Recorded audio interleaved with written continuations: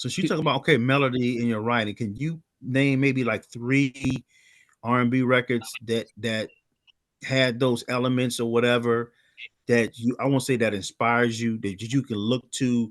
Because again, the listeners, we want to kind of paint a picture of what to expect from Yeah. you. So can you put 3 records 3 records that had great melodies. that you would look to as the baseline for you? Yeah. I won't say the baseline for me, but I'm just gonna give examples so where they could be Yes. like, okay, like for me, They Don't Know, John B is a great one. Um, I'm a big man, Blackstreet, of course, obviously. No Diggity's is another one. Think about that. The hook on that's amazing. It's very simple. Let me think of another dope R&B record though from that era. You know what I'm saying? Donnell Jones too. He's a great writer too. He's an amazing writer. And Eric Williams though too. He wrote a lot of that Jaheim stuff. Raheem, yes, the whole Yeah, vocal approach that he has, that pedestrian storytelling narrative or whatever that Jaheim does, that's the Eric Williams joint. Yeah. exactly. So yeah, I love that writing style, man. For me, when it comes to R&B, when it comes to hip hop, I mean, then you got to look at Biggie is my favorite hip hop artist. And he's another great songwriter too, who wrote a lot of great songs like One More Chance and all of that. So yeah, man. I mean, now, and you know what's crazy now when you look at it, we don't really hear memorable hooks like that anymore.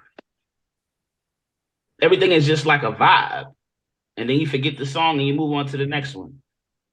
iTunes. You know what I'm saying? Then it was like, Yeah. that's why you can have a song like Master Plan that never even came out, but it still resonates with people. And the thing about it is that people know the title. They know the title of the record. And they remember the video was another big part of when we came up. Videos were important. Now you gotta just anybody can shoot a video as long as you got an iPhone. Yeah, but it's cheaper right now too. Well, back then it was just like if you had a video, it meant that you were doing something.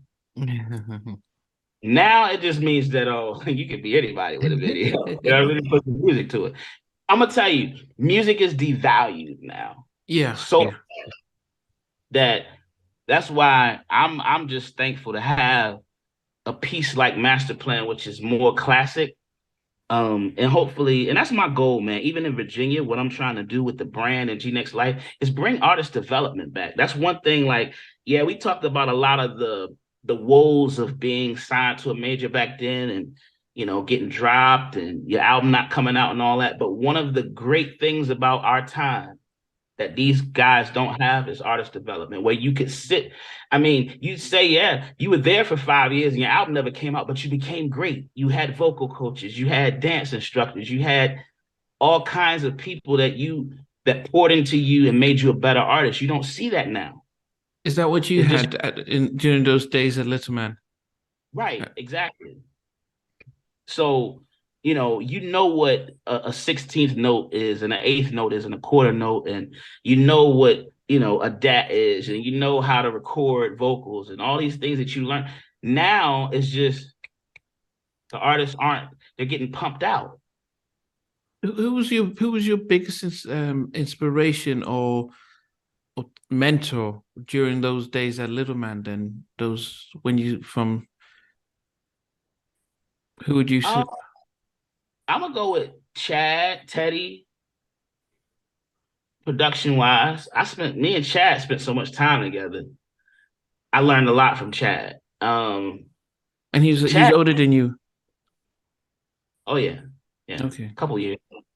But as far as like Chauncey was cool. Me and Chauncey he was like a big brother too, always, supportive. And even still now we talk, he was another person that I would say out of that era that was a good mentor. Mark too. Me and Mark had a good close relationship vocally, mentor as far as vocals go. But like Teddy, man, listen, Teddy was a great Mentor, man. I'll give him that. And a lot of people, you know, he gave a lot of people an opportunity, and myself included, because you don't get to sit around for 10 years in the industry just, with most people. And your album never came out, but you still were able to do what you needed to do. And still, that's crazy. That says a lot about who he is as a producer. So not to take nothing from him, it's just, man, I think as fans and as people that love his music and everything, we just know it could have been so much more. It was more to do, Yeah. But were you there when Rodney was there?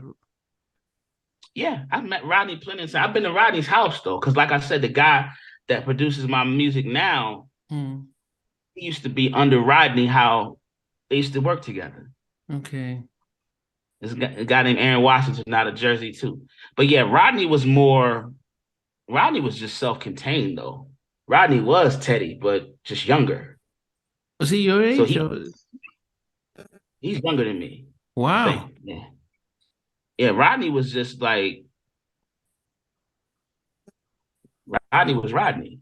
You know what I'm saying? He was self-contained. He was doing his own thing. And then he had Sean and those guys writing, so. But his dad was like influential. I remember meeting his dad when he came down. So yeah. His dad was like, what he was doing and wasn't taking no for an answer. Yeah, I've enjoyed Rodney. I think it seems as if you learned a lot during the time with Teddy, because you said something that most artists don't do, which is getting back your masters from an album that wasn't released, and now in the process come January to re-release it. You'd be surprised how many artists don't seem to be getting looking that way. Like, it's been 30 years, laws have changed, I can get my masters back. It wasn't released, well, I'm going to re-release it.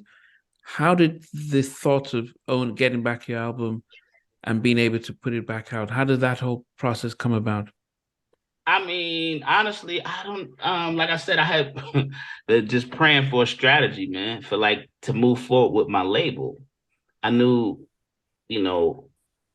I needed to use my past history, but I wasn't thinking about the album because I've been had the album and I had the option to do this many years ago, but it never popped in my head to say, do this.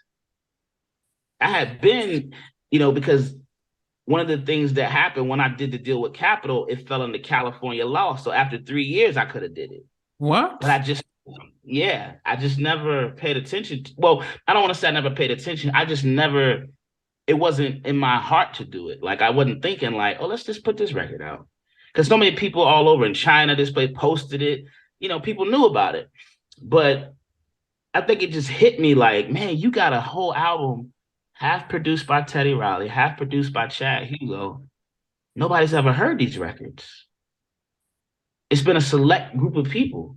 And at least no one's ever had, you've never had it in one place where people could access this for an extended period of time. And then you own these records back. They're yours. So it kind of just hit me like, oh, we're going to use this as a platform. So what's the plan? So what's the plan in January? So what should fans expect come January? What are you going to do? We're going to release the whole album. We've already been like cooking with episodes.